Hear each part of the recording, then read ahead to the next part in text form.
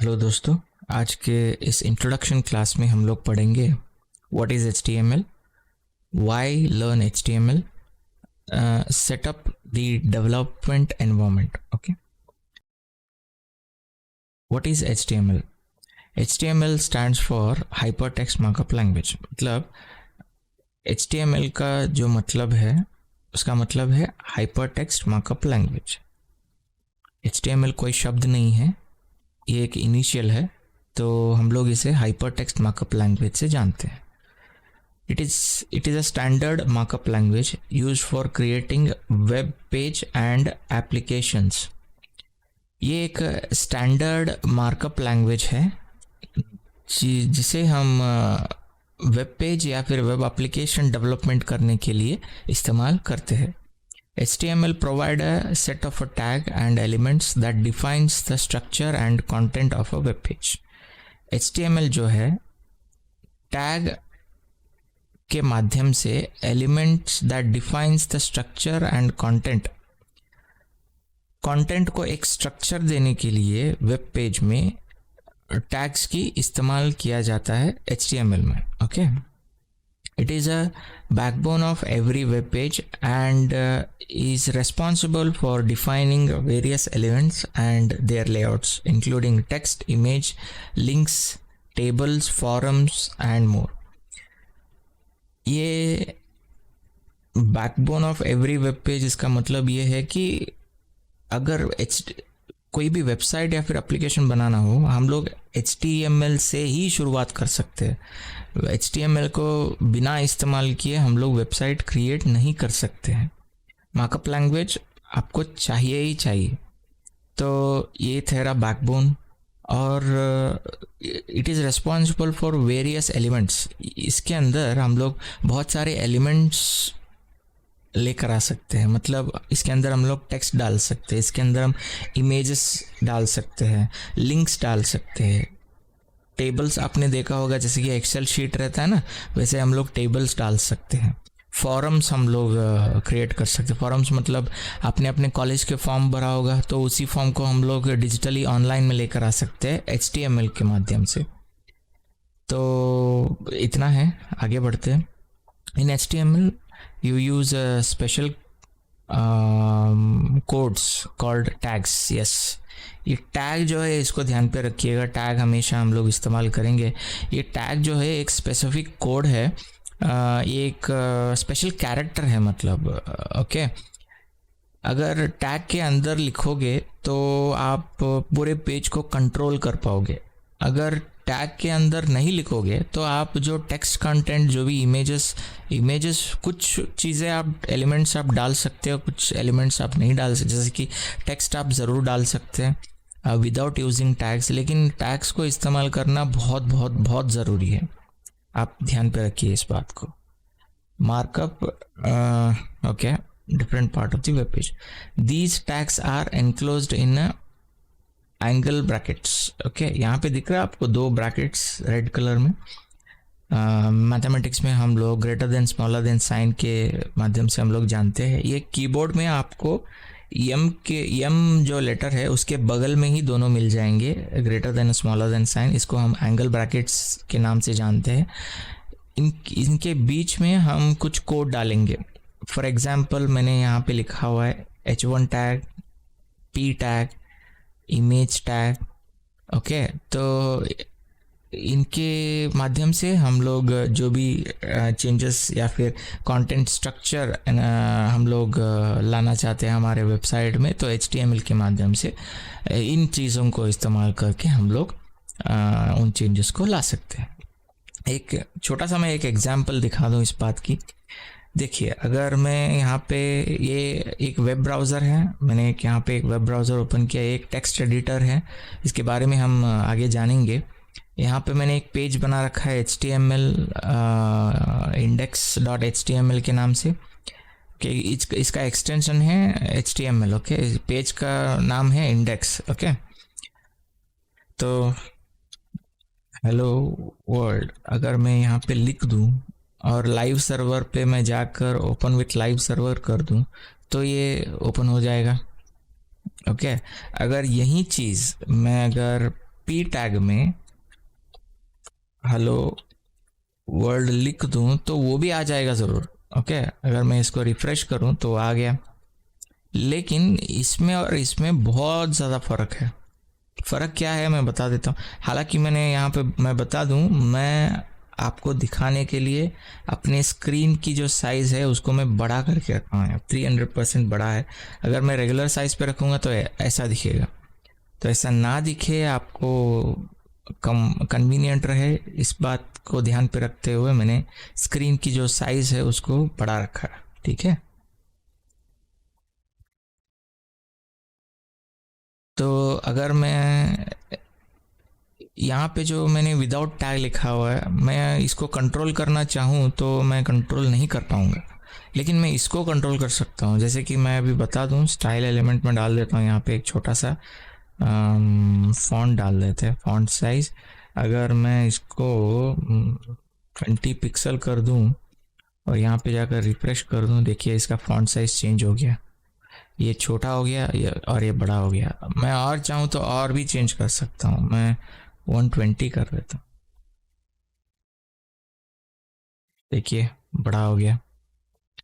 यही चीज़ मैंने जो यहाँ पे कंट्रोल करने की कोशिश की CSS के माध्यम से, ये इस कंटेंट पे मैं CSS नहीं डाल सकता, नहीं होगा ये। हालांकि चीज़ें हैं, अगर ऑल करके डालोगे तो ज़रूर आएगा, लेकिन वो ठीक बात नहीं है। That is not a proper way of web development.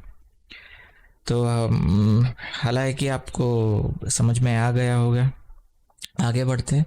The web browser inspect HTML code and render its visual web page that user can view the interact with it। अभी आपने देखा कि वेब ब्राउज़र करता क्या है। Web browser जो भी हम HTML कोड लिखते हैं उसको एनालाइज करके आपको दिखाता है। ठीक है, तो HTML is complemented by CSS means cascading style sheet for styling and layout। अभी हमने उसका छोटा सा एक एग्जांपल किया यहाँ पर। ये जो मैंने डाला इसको हम लोग CSS बोलते हैं, कैस्केटिंग स्टाइल शीट। ओके, उसके माध्यम से हम लोग चेंजेस कर सकते हैं, लेआउट को डिज़ाइन कर सकते हैं। आगे देखेंगे इसके बारे में। तो उसके बाद हम लोग सीखेंगे मतलब JavaScript for the adding interactive and dynamic functionalities. Okay, अभी आपने बटन सिस्टम देखा होगा। मेन्यू बार पे अगर आप बटन क्लिक करोगे तो इमेज स्लाइड होगा या फिर पेज अलग डायरेक्शन में जाएगा। मतलब अबाउट अस में अगर आप क्लिक करोगे तो अबाउट अस में जाएगा। तो इस तरीके की डायनेमिक जो फंक्शनैलिटी है वेब पेजेस में, उसके लिए हमें ज़रूरत है जावास्क्रिप्ट की। तो पहले हम लोग HTML सीखते हैं, उसके बाद में हम लोगों को CSS सीखना पड़ेगा, उसके बाद में कंपलसरीली हमको जावास्क्रिप्ट सीखना ही पड़ेगा। ये तीनों मैंडेटरी है एक वेब डेवलपर बनने के लिए। Okay, with each new website create करने के लिए भी, with each new version. Okay, HTML has evolved including new features, elements and APIs allowing developers to create a more powerful and interactive web applications. जैसे जैसे web development की दुनिया बढ़ती रही, वेब डेवलपमेंट की जो टेक्नोलॉजी है वो बढ़ती रही, ऐसे ही अलग अलग एलिमेंट्स, फीचर्स HTML अपने एलिमेंट्स में लाता रहा। उसके साथ साथ हम लोग कुछ API भी इस्तेमाल कर सकते हैं वेबसाइट को और बेहतरीन बनाने के लिए। HTML is a latest version of HTML5 is the latest version of HTML, including many new elements and APIs that makes it easier to create rich multimedia experience, responsive layouts and offline capable of web application। कुछ HTML के features ऐसे हैं, हम लोग multimedia आजकल डाल सकते हैं। YouTube आपको पता ही है वो मल्टीमीडिया से चलता है। रेस्पॉन्सिव लेआउट हम लोग क्रिएट कर सकते हैं, मतलब आप वेबसाइट जो है ऑनलाइन पे भी देखेंगे, मतलब डेस्कटॉप पे भी देखेंगे और मोबाइल पे भी इस्तेमाल कर सकते हैं। उसको रेस्पॉन्सिव लेआउट बोलते हैं, तो ऑफलाइन भी आप चला सकते हैं। ओके, अभी मैंने जो चला है वो ऑफलाइन भी चल जाएगा। अभी मैंने यहाँ पे जो काम किया वो ऑफलाइन भी चल जाएगा। Okay, the different versions of HTML। 1991 में HTML1 का शुरुआत हुआ, अभी फ़िलहाल 5 चल रहा है। 2008 में इसका शुरुआत हुआ, उसके बीच में बहुत सारे वर्जन्स आए। तो अभी जो फ्रेश वर्जन है 5.2 है एक्चुअली। 2017 में आ गया है 5.2, तो ये रिकमेंडेड है। तो आगे बढ़ते हैं। वाई लर्न HTML हमको सीखना क्यों चाहिए, आगे जाकर इसका महत्व क्या है। तो learning HTML is essential for building website, पहली बात रही। वेब पेजेस दूसरी बात, एंड दोनों एक ही है एक्चुअली। वेब पेजेस, वेबसाइट दोनों एक ही है। It allows you to structure the content. अब मैंने इसके बारे में बताया, वेबसाइट को एक स्ट्रक्चर माध्यम देता है। इसके माध्यम से अगर हम काम करेंगे, add images, create links and more. HTML knowledge opens up creating HTML knowledge opens up creating opportunities in web development, facilitate collaboration with the developers। अगर आपको HTML आता है तो आप खुद ही डेवलपमेंट कर सकते हो, अलग अलग डेवलपर्स के साथ कोलैब कर सकते हो। मतलब आप दूसरे कोडर्स की जो डेवलपमेंट है उसको जान सकते हो, बस इतना ध्यान पे रखिए। And enables the content creation and customisation. आप किसी और को कोड लेकर कस्टमाइज कर सकते हो। Okay, understanding HTML provides a foundation for web technology, adopting a new feature and staying up to date with the latest web standards. Okay, इसको understand करने के लिए अगर आप इसको HTML को अंडरस्टैंड कर लेंगे तो आप इसकी जो फंडामेंटल्स ऑफ वेब डेवलपमेंट है वो आप सीख पाएंगे। एडॉप्टिंग न्यू फीचर्स, मतलब आप नए नए फीचर्स को आप सीखेंगे इसके माध्यम से। And staying up to date with the latest web tech standards. Okay, अभी फ़िलहाल के लिए जो वेब स्टैंडर्ड्स है, ओके, तो आप अपडेटेड रह सकते हैं। Overall learning HTML empowers you to create a shape the online world according to your need and aspects. Okay, अगर आप HTML सीखेंगे तो ऑनलाइन में फ़िलहाल आप जो भी देख रहे हो उसको चेंजेस करने के लिए, अगर आपके पास कोई प्रोजेक्ट आ गया वेबसाइट की, तो उसको बनाने के लिए, उसको एक शेप देने के लिए, तो ज़रूर आपको काम आएगा। ठीक है, तो आगे बढ़ते हैं। Web development can be classified into two ways.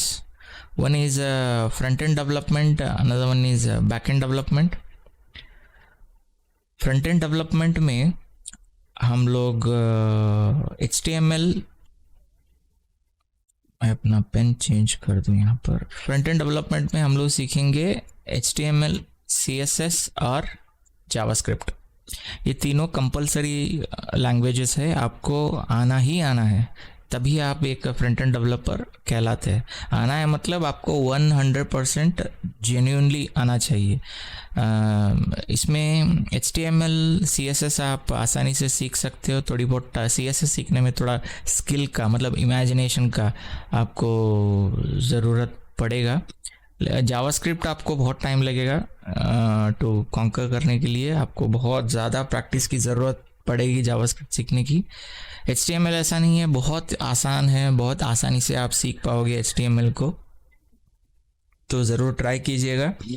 तो आगे बढ़ते हैं। CSS में फ्यूचर में हम लोग पढ़ेंगे क्या, यहीं पे मैं आपको बता देता हूँ कि इसका स्ट्रक्चर कैसे हम लोग ध्यान पे रख के अपने टारगेट को रीच कर सकते हैं। CSS में हम अलग अलग फ्रेमवर्क्स और प्री प्रोसेसर्स हमें अवेलेबल है, तो इसके बारे में हम लोगों को ज़रूर सीखना पड़ेगा। कम से कम बूटस्ट्रैप या फिर टेलविन CSS अभी जो फ़िलहाल के लिए मार्केट में बहुत पॉपुलर है। इसके अलावा और एक यहाँ पे ऑप्शन है मटीरियल UI, जो कि रिएक्ट में बहुत हम लोग इस्तेमाल करते हैं। तो प्री प्रोसेसर्स ज़्यादातर कुछ लोग इस्तेमाल करते हैं, कुछ लोग इस्तेमाल नहीं करते हैं। ये CSS के बारे में है। और अगर जावास्क्रिप्ट की बात करें तो ES6 हमें ज़रूर आना पड़ेगा। जावास्क्रिप्ट के कुछ फ्रेमवर्क्स और लाइब्रेरीज़ है, जैसे कि angular, Vue and react, Next.js। Okay, jQuery भी एक लाइब्रेरी था, लेकिन आजकल के ज़माने में jQuery को कोई इस्तेमाल नहीं करता है। ओके, तो ये रहा फ्रंट एंड। इसमें से कोई भी आप सीख सकते हो। कॉन्कर मतलब क्या है, HTML CSS और जावास्क्रिप्ट सीखने के बाद ओके आपको इमीडिएटली इन नीचे जो सब्जेक्ट है इनके ऊपर आपको एक कमांड लाना ही पड़ेगा। अगर आपको फॉर एग्जांपल मैं अगर लाइब्रेरी में React.js में अगर मुझे आता है तो मुझे जॉब मिलने की चांसेस बहुत ज़्यादा है। ओके, मुझे सिर्फ जावास्क्रिप्ट और CSS HTML आता है तो मैं बता दूं आपको जॉब मिलने की चांसेस बहुत कम है। तो बेसिक जो एलिमेंट्स स्ट्रक्चर है ऑफ HTML CSS और जावास्क्रिप्ट है उसको सीखने के बाद, बेसिक्स ख़त्म करने के बाद आपको फ्रेमवर्क्स सीखना ही पड़ेगा। तो आगे बढ़ते हैं बैकएंड की तरफ। तो बैकएंड में हम लोग PHP सीखते हैं, Node.js है, पाइथन है, रूबी है, जावा है। जावा मतलब जावास्क्रिप्ट नहीं, जावा एक अलग लैंग्वेज है, जावास्क्रिप्ट एक अलग लैंग्वेज है। ओके, तो उसके साथ साथ हम लोग स्टोरेजेस के बारे में भी जानते हैं। स्टोरेजेस मतलब SQL और NoSQL के क्वेरी लैंग्वेजेस है, ये डेटा स्टोर करने के लिए। इनमें से ये या फिर ये तीनों में से, चारों में से कोई भी सीख सकते हैं। ज़्यादातर अभी पॉपुलर है MongoDB, this is the popular one, and MySQL भी उतना ही पॉपुलर है। PHP एक प्रोग्रामिंग लैंग्वेज है। PHP में हम लोग फ्रेमवर्क इस्तेमाल करते हैं Laravel।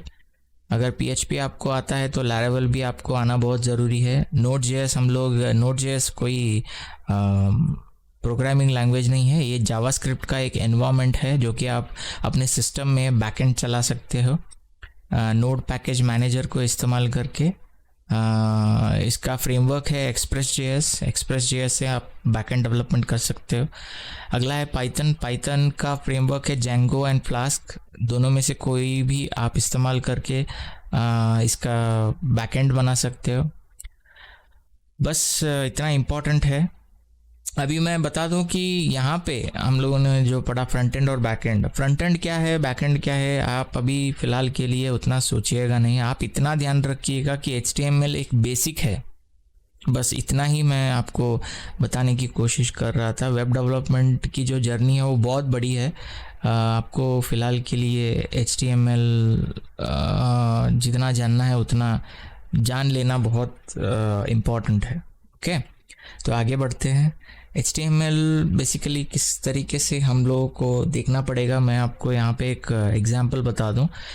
फॉर एग्जांपल एक गाड़ी ले लो आप, HTML में एक गाड़ी ले लेते हैं। गाड़ी के जो जितने भी स्पेयर पार्ट्स है, यहाँ पे आपको दिख रहा होगा, गाड़ी के जितने भी स्पेयर पार्ट्स है वो HTML है, that is nothing but HTML।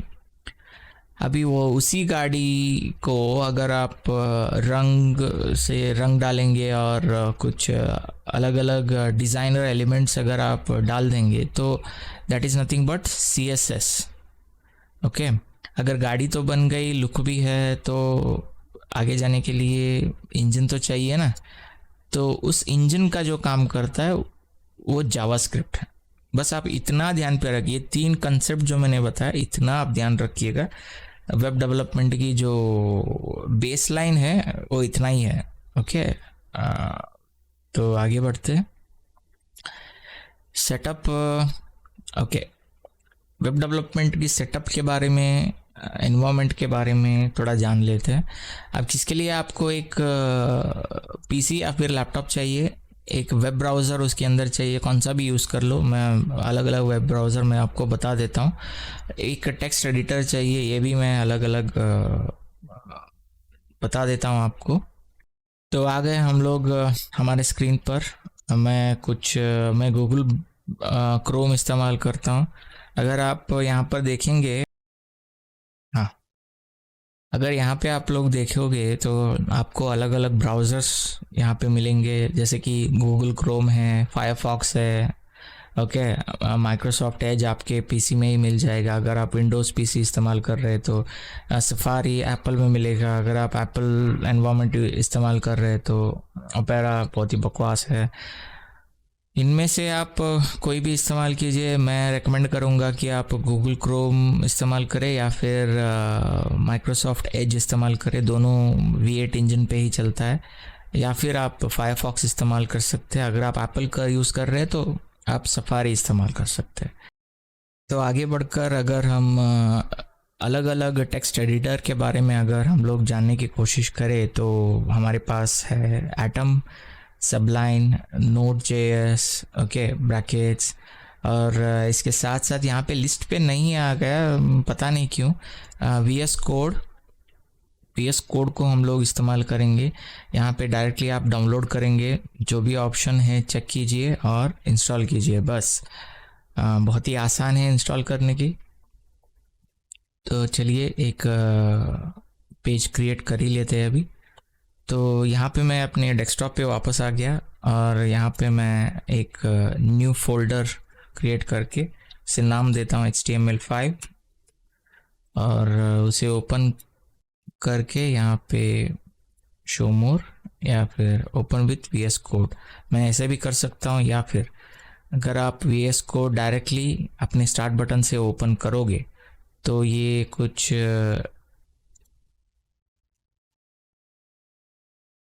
ऐसे दिखेगा बिगिनिंग में। तो यहाँ पे क्लिक करने के बाद यहाँ पे ओपन फोल्डर, ऐसे कुछ काम करेंगे। या फिर नहीं, इसे क्लोज कीजिए और इस फोल्डर को डायरेक्टली ड्रैग एंड ड्रॉप कर दीजिए, बस आ गया। अब हम लोग इस फोल्डर के अंदर है, तो मैं इस पेज को बड़ा कर लूँ और मैं एक नया पेज क्रिएट कर देता हूँ, index.html, एंटर। ओके, तो साइज को थोड़ा, गूगल क्रोम भी मैं निकाल लेता हूँ, open with new browser.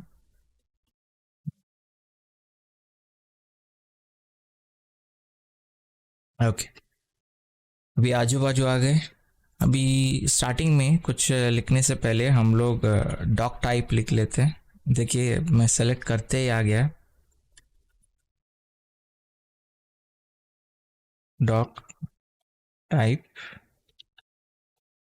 HTML, ठीक है। उसके बाद हम लिखेंगे HTML टैग। इस HTML टैग के अंदर हम लोग लिखेंगे हेड टैग। हेड टैग के अंदर टाइटल,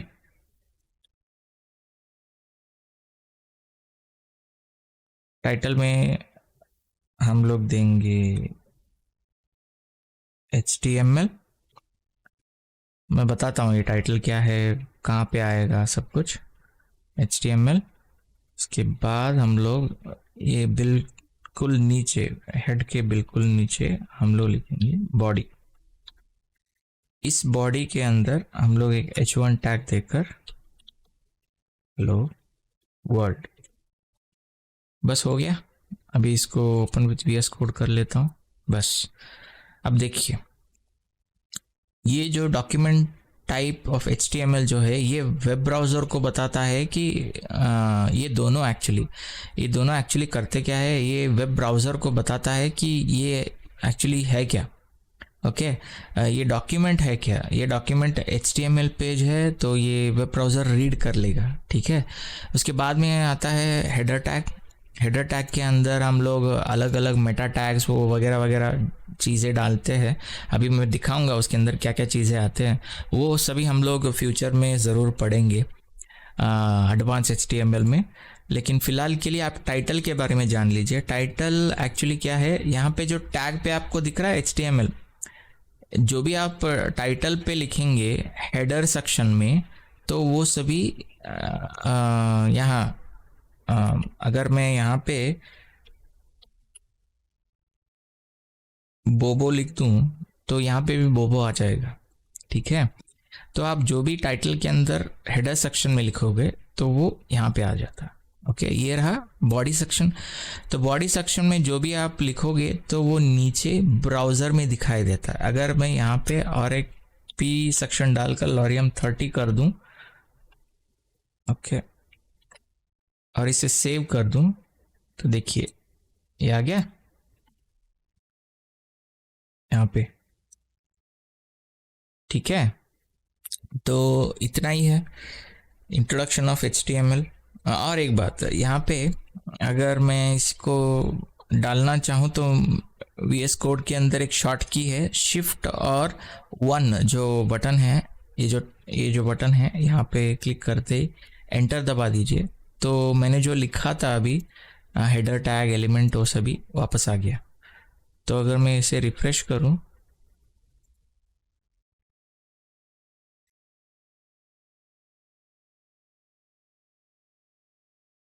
देखिए डॉक्यूमेंट टाइटल है डॉक्यूमेंट HTML,